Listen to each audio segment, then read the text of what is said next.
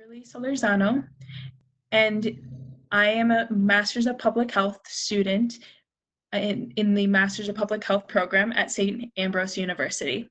This abstract was written from a project I did in epidemiology, for which Dr. Colleen Doak was the professor.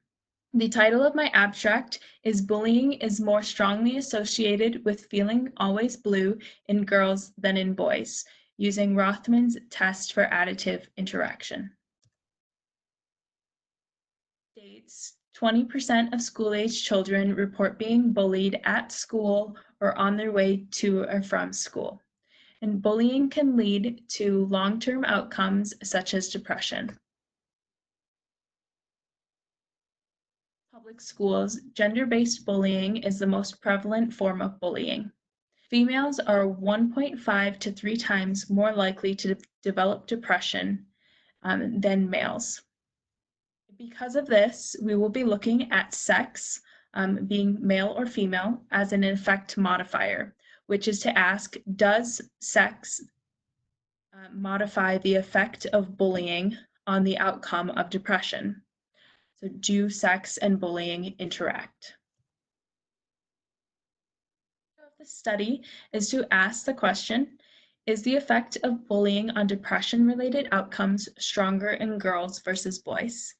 So this was looked at using 2 statistical methods, an interaction term in binary logistic model, which is a commonly used form in epidemiology, and Rothman's test for additive interaction.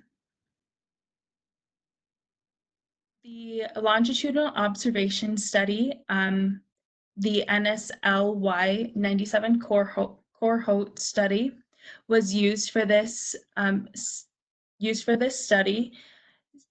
It started in 1997 and went and I used the follow-up survey from 2004. So the survey population was a little over 7,000 participants born between 1980 and 1984 and made representative of the US. So the questions I used were, before you turned age 12, were you ever the victim of repeated bullying? Yes versus no. And then the other question used was, how much of the time during the last month have you felt downhearted and blue? And the answers were all of the time versus most, some, or none of the time.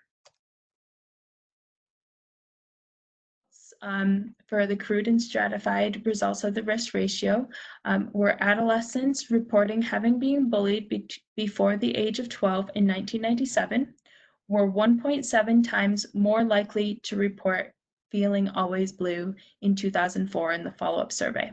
And below here is the confidence interval. So males were 1.6 times more likely to report feeling always blue, and females were 1.8 times more likely to report feeling always blue. So those are the results. The analysis was done with the R program and SPSS version 226. Effective bullying different in females. This was tested using an interaction term with a broad p-value of 0.20 to err on the side of including interaction. The formula shown below is a formula for logistic regression, which is a natural logarithmic function that is represented by the e in the equation. So here you can see the formula. The highlighted part is the interaction term. And Y stands for always blue, yes or no. X1 stands for bullying, yes or no.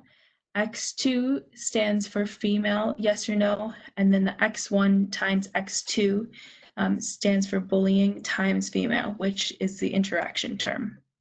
So down below this, you can see the equation that's filled out with all the numbers, the interaction term that is highlighted, that was used to find the p-value was found for that term, and the p-value was found to be 0.75. So that was not statistically significant because that is greater than the p that was 0.20. Sorry, Yes, 0.20.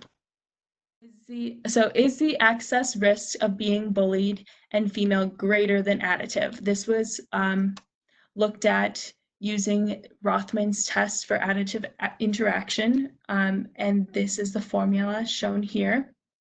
So is the excess risk for bullied and female represented by RR1 minus 1, which is the formula for excess risk is the risk ratio minus 1, greater than or less than the excess risk, or RR10 minus 1, for bullied, plus the excess risk, or RR01 minus 1 for female.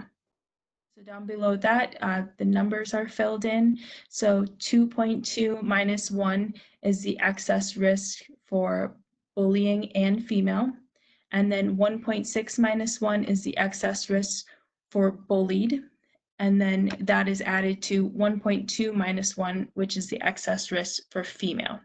So down below that, you can see that the excess risk result for bullied and female is 1.2, which is greater than the excess risk for female and bullied added together, which was 0.8. So the excess risk of being bullied and female is greater than the excess risk of just being bullied plus the excess risk of just being female. The interaction term was not statistically significant, but Rothman's test for additive interaction showed greater than additive interaction between being female and being bullied. So the question is this meaningful? Is there a difference between the male and female stratified results? Social stigma of men being depressed that could influence the study. Men could be less likely to answer being always blue because of this on the surveys, but females have been shown through research that after the age of 15, they are 2 times more susceptible to depression than males. So this supports the findings from Rothman's test. So Rothman's test for additive interaction contributes to the understanding of the results. I'd just like to say thank you to my fellow students in the MPH program for their feedback, comments, and support on my project. And here are my references.